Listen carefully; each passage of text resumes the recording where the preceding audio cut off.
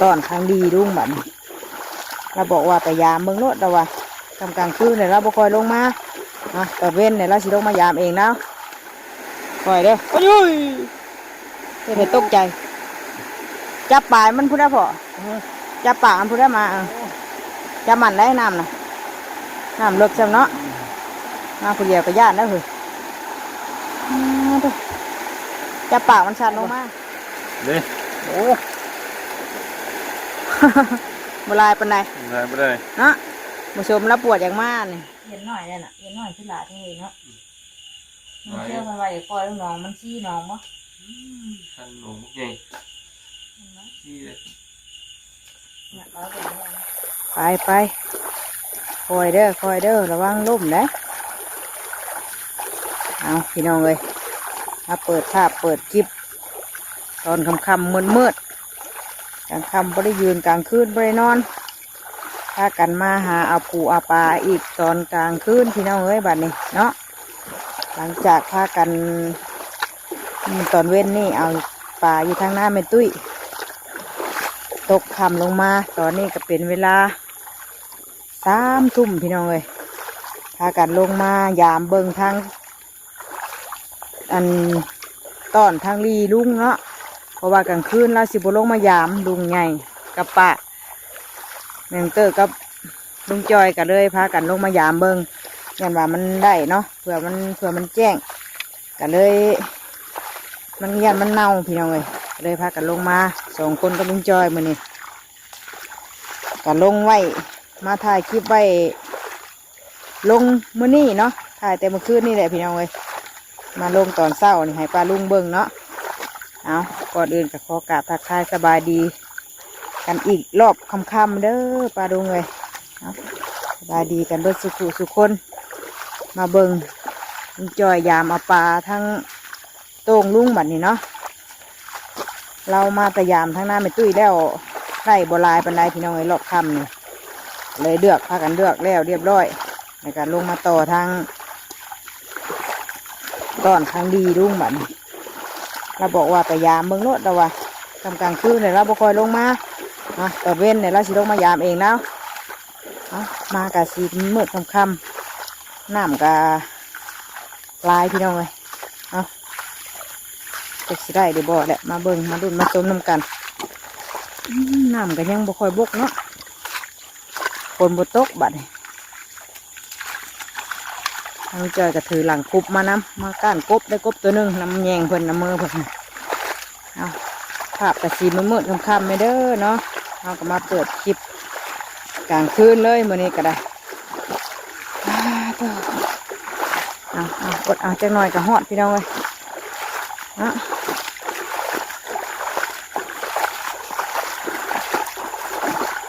ดีว่าสิบมายามเนี่ยทางลุงจอยแล้วขับไปนอนเลยเดี๋ยวเห็นเพิ่นลงปลาเพิ่นพี่น้องบ้านเฮาอยู่เนาะเพิ่นยามกลางคืนโดยมันลงเพิ่นว่ะเลยชวนลุงจอยมายามเบิ่งแต่ว่ามันลงอันนี้กันเนาะปลามันสมัครลงกลางคืนได้แต่เก่าภาพกับเบียกซัดไปไหนเด้อพี่น้องเด้อเหมือนมัวในจักน้อยเนาะปกติกลางเว้นกับบ่ค่อยแจ้งอยู่แล้วโทรศัพท์ก็ได้ยังมาพ่อตอนมืดตอนค่ำยังมืดมัวกันในจักน้อยเอามาฮอดแล้วปลาลุงเลยมารุ่นมาส้มน้ำกันว่าสิมีดูแนวใดมีหรือบ่มีเนาะโอ้น้ำลายแล้วเนาะเป็นอยู่บ่พี่น้องพากันถือกระเป๋ามาหนึ่งได้2 เท่าเพิ่นกบตัวหนึ่งว่าทางเอายังกบใส่กบบ่เห็นเลยสบา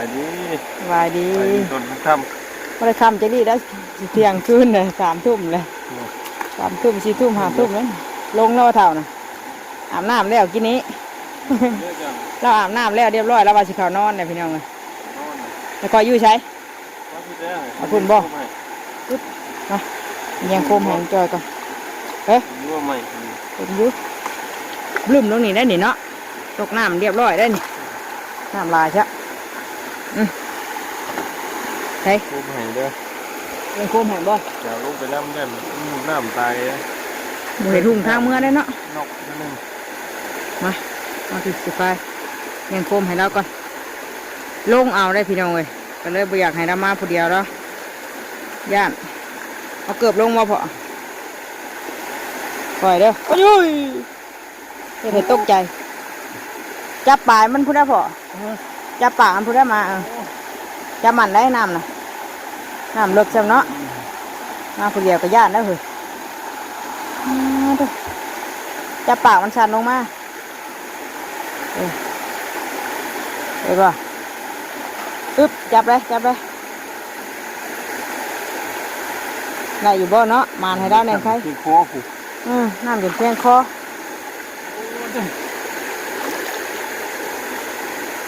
มายามอีกบันนี้กับมืออื่นเศร้าพูดแล้วบัดนจะให้เรามายามเองอึ๊บขอบนมีมือจับเลยจับคนเดียวจ้ะอึ๊บขึ้นมาค่ะโอ้เสียบเบิดอาบน้ำนี่ เมื่ออาบน้ำต่ออีกแล้วถุงยางแก้ไปเลยพูแม่นบ่ได้อยู่บ่มีบ่ค่ะหัวอยู่มันรุดได้น่ะเห็นบ่ยังคือปุ้งแถวมองเราเป็นกุ้งนี่คือนี่ของโตเลยน้องใหม่บินเซลผ่านหนาอันนี้อยู่บ่ได้เลยเบิ่งนี่บ่ได้บ่โอ้ยเนาะได้บ่เด้โอ้บ่ได้ปานใดบ่ได้เนาะผู้ชมรับปวดอย่างมากนี่เจ็ดหมูย่อขึ้นได้หลายแท้สิดอกเห็นพี่น้องน้ำบ้านเฮาเนี่ยพี่น้องก็เห็นเพิ่นไปยามเพิ่นว่ายามต้งตอนนี้แหละเพิ่นลงไปเพิ่นลงเฟซเนาะ ยังเตอเดือดไปเห็นก็เลยชวนลุงจอยลงมาจังว่ายามได้จ้ากว่าเห็นลุงเราบริลงมาเด้ได้วะได้ทำกินพออยู่รอกแกงอะเนาะพอลูกเก่งมันเด้สำนันแหละเถ่าเอ้ยเอาคำเฮาบลงมากันเอาเบิดใส่กระเป๋าเขาเนี่ยได้บ่มันให้เราเจ็บเกี่ยวด้วยแงงเราขาดบึ้งเฮ้ยปลาดุกนี่ว่าปลาดุกปลาคอครับ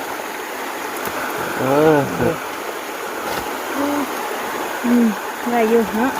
เอาได้เป็นไรพี่น้องเลยก็ได้กินว่านั่นก็ดีได้พอได้แกงแหละก็ได้แกงวันนึงก็ได้แกงได้เจียวเนาะเอาถ้าบ่มากก็บ่ได้วะมาถามไหมมันให้เราหมั่นเด้ออึ๊บถอยหลังมากก็เต็มแยงแท้ต้องเต็มแยงหยาอยู่ซ้ำลงไว้ก็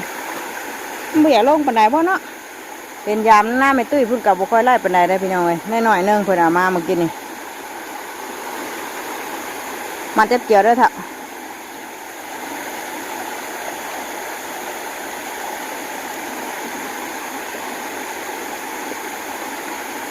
มันแน่นเลยเป็นแหล่รอถ่าตอนเช้าเนาะเป็นมื้ออื่นแล้วมายามบัดนี้นี่เฮายามเลยเด้ไปนั่นไงก็มายามขนมเลิกกันเลยได้อยู่แม่นอะไรพอกินอยู่เนาะ8 โมงนี่เที่ยงคืนแม่นถ้าคนอันผู้นั่นเพิ่นมายามก็ได้อยู่พี่น้องแต่ว่าเฮาก็ขี้คร้านลงมาเนาะไกลเติบเด้งานลงมานี่ทำไปว่านอนเฝ้านอนหายนอนหน้านี่ก็ยามได้อยู่ยามได้ตลอดคืนถือกับยามเอาเพราะว่าปูปลาบ่เน่าเอาคืนนะมันช่วยกับประมาณเที่ยงคืนนะยามก็ได้อยู่นั่นก็ได้อยู่เนาะดอกนั่นก็มาไม่ตุ้ยกันว่ามันก็ถือบ่หลายไปเถอะถือด้วยเจ้าไปแล้วนี่ก็ได้มาเรื่อยๆเนี่ยปลาคอได้หรอกเลือกว่ามือเลือกเกินมาแล้วไปมันก็เบิดหุ่งนั่นเนาะหุ่งว่าไปฟื้นแต่ไฟแล้วงวมดุแล้วไปเหลือตื่นมึงดิถูกตื่นหายมาหาบ่เห็นได้ค่ะไอเตอร์อยู่กับไอเตอร์พี่น้องไอ้สองไอ้น้องเพิ่นอยู่ท่ากันนอนได้ล่ะตื่นมาบ่เห็นพ่อแม่พ่อแห้งแล้วไปเนี่ยไปก่อนน้ำกันยังลายอยู่เนาะน้ำยังเต็มฟังอยู่พี่น้องเลย ยังล้นฟังอยู่ ด่วนอยู่แล้วนะ มันลวดขึ้นไปจ้ามันจังบ่ได้นะพ่อเนาะย่ามันเต้นขามนะย่ามันเต้นขามเลยมันจังบ่ได้ยันคือน้ำหน้าเป็นตุ้ยนี่มันก็เต้นขามเด้เพราะเนี่ยมันต่ำโพดน้ำลายแบบมันต่ำเลยมันก็เต้นขามจิตไปแล้วแหละเมื่อจ้ะพี่น้องเลยได้เยอะบดายปันไดถ้ากันคั่วปลาเด็กซักคั่วปลาไว้ตากแห้งเนาะไว้เห็ดแห้งไว้กินบาดยามมันนั่นพุ่นแหละจะงามไหนได้เนาะอยากกินตอนไหนก็กินแต่ว่ามันตายแล้วเขาก็เลยเห็ดตากแห้งเอายังคั่วบ่แล้วซ้ำค่ะแมงเตอร์ใส่ตู้ไว้คั่วได้ครึ่งนึงยังอีกครึ่งนึงไปคั่วต่ออีกแจ้งก่อน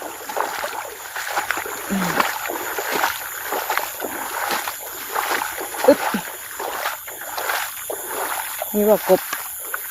กับบุขึ้นแล้วเนาะน้ำลายเนาะ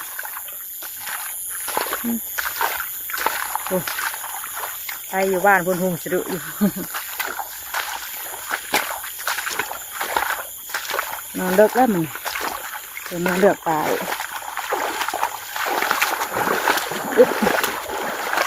แล้วก็เขาเห็นไหมส่งขันยาวกับบะไส้ส่งขายาวน้ำพูดมึงแน่ตีนนะ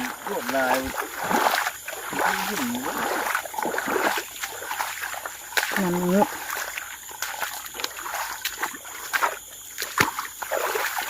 ไม่ปวดหัวเมียได้ให้ท่านเกิดขันยางก่อนเพราะว่าอันโคมเรามันแย่มันตอกกับแสงอันโทรศัพท์แมงเตอร์นี่มันบ่เห็นหุ่งหัว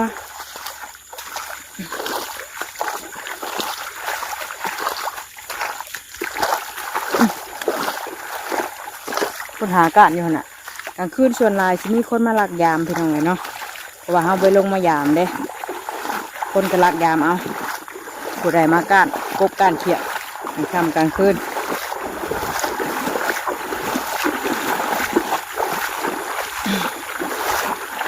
ก็เอาคนมากะหาก้านยามเอาเพราะได้เมื่อกินไข่ก็ได้กินน้ำกัน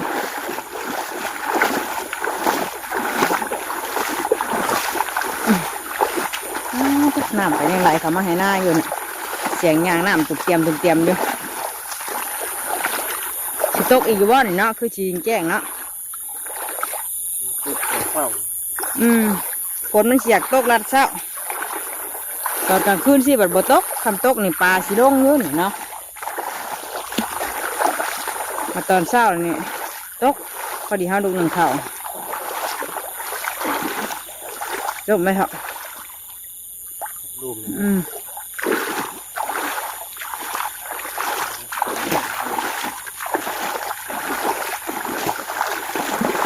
ลมนะจะลมกับหัวพวดอันไม่พวดหัวก่อยได้ไม่หลักกุบจัน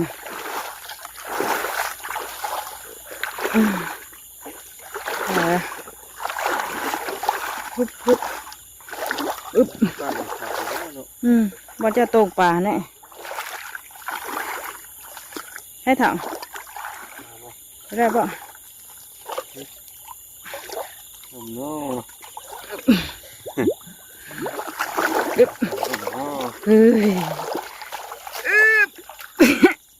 ถือกับบุตรลมไป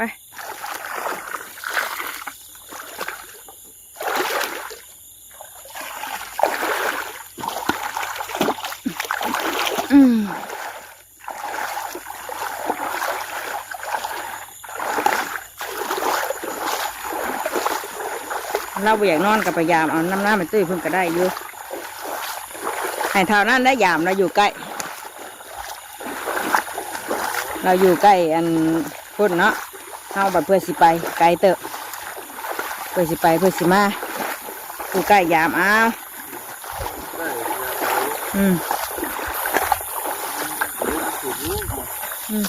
ลงอยู่คือน้ำมันตุ้ยมันลงอยู่แต่ว่าต้องฝนตกนะฝนตกแล้วมันสิลงคัก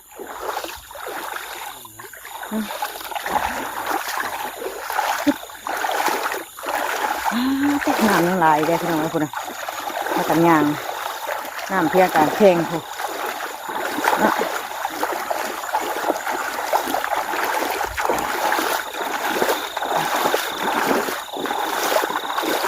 ปล่อยเด้อ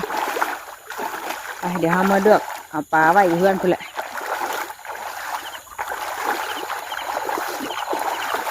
เดี๋ยวมาต่อคลิปของพี่น้องเบิ่งอยู่เพื่อนอึ๊บเปิดชิ้นยางมาบิดบ่องน้ำน้ำขึ้นมาสูงอยู่ดิปัวไป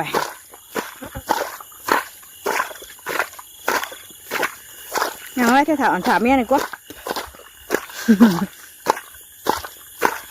ขึ้นกันไว้กลางทางเนาะ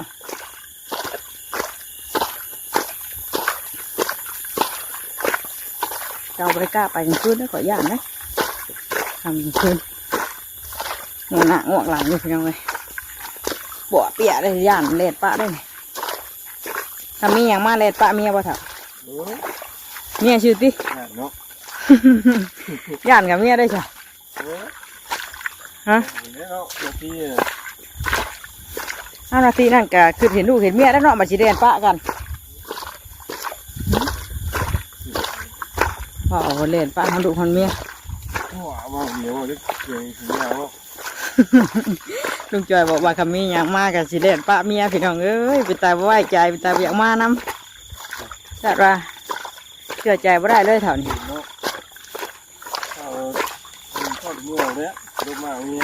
ลูกมาเมียบุเห็นแบบนี้เนาะแห้งเนี่ยเห็นดีไรได้เพื่อน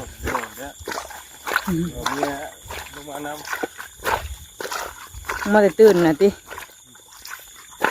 เอาแล้วบ่แย่งเจ้าเฮ้ยมันจะมาลืมแน่งกบจะไปฉันเดี๋ยวมาเรื่อนก่อนพี่น้องเลยเดี๋ยวต่อคลิปอีกหน่อยนึงเนาะมืดกับคำมืดมัวยังกบป่ะอึ๊บใช่ค่ะเฮ้ยกบแหน่ตัวน้ำท่วมใช่ไหมโอ้ยกบนางอยู่ข้างหน้าเขามองอยู่พี่น้องเลยโดดน้ำไปเลยโดดจุบโดดมาเห่าฉัน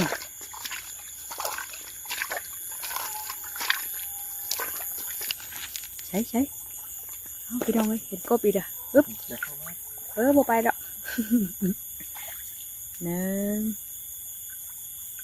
2เฮ้ยยังหอด3อยู่โอ้ยเท่านี้พวกบอกหอยเมียไปเมียฉันได้ไปกระโดดลงเลยไม่เนาะเอ้ายังตะโคมมาใส่กันเดือมไรช่างบ่อนะนำหอด2นี่มาหอด3ครับจีบไป10 ป๊าบนะ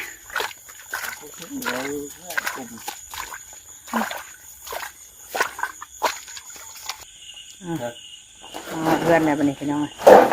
เท่บ่เนาะไปพ่อไอ้ปวดเนาะปวดตรงนักไปหาพันชื่อกันที่เดี๋ยวไปเด้อตัวน่ะ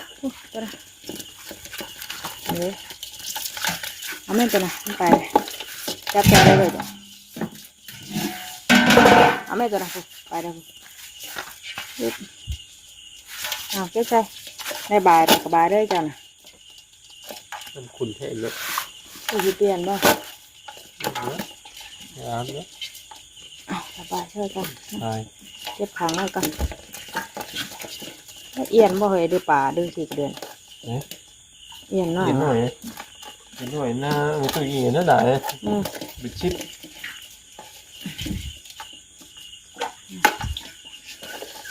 เด้น่ะมันชันแน่เนาะเขาพยายามไว้มันกันน้ำตายเนาะน่ะมันก็ยังปวดตายหันเขาก็ได้กินโดนพี่น้องถ้าว่ามือเช้าเข้าไปมันก็สิตายไปเลยมีใครแน่เขาพยายามกันยังเลยเนาะ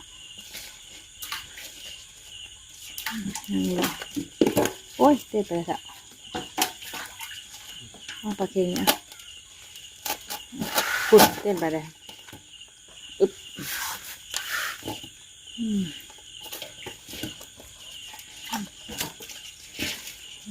่คือใบหนักปลาเค็งเอาไหมปูก็เห็ดประเดะโหหน่อยเนาะ เขาทิมไง เขาทิมยังน่ะตายเมียเห็ดประเดะอยู่กะ มา เก็บสมองไว้พี่น้องเด็กน้ำจนขุ่นบ่ได้นี่ปลาคอนี่เอาคางปลาเค็งหมอน่ะเนาะประเดะจะเห็ดด้วยเด้อพี่น้องเลยนะนี่เด้ใส่กระถางไว้เบิ่งเปิดมาเบิ่งก่อนนี่ประเดะเขาก็ได้ที่สิเป็นนี่ได้แล้ว ถามงอ ในทางเรื่องเท่าทำไมเฮ็ดก็ได้ฮอดสองทางพุ่นแหละสองทางสามทางพุ่นได้เนาะจะเอาเมื่อให้ยากอะหลายเติบ ได้เด้อ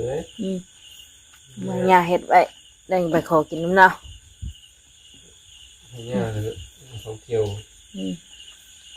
ได้บ่ได้บ่ เราลวดตัวตาย เงื่อนก็โฟมเลยมัวเดือนไปเดี๋ยวเราไปไปสุดนอนไปได้พี่น้องเอ้ยนี่ไงสบายดีเอาด้วยเอาปลาข้อนี่ได้ปลาข้อปลาเหี่ยวเนี่ย ใช่ที่ ปลาชื่อไม่ให้ใกล้กินบ่ เป็นอาชีพถึงนะมี มันอยู่ที่ใหญ่ละ หลายเด้อ มันที่ใหญ่ เป็นน้ำมัน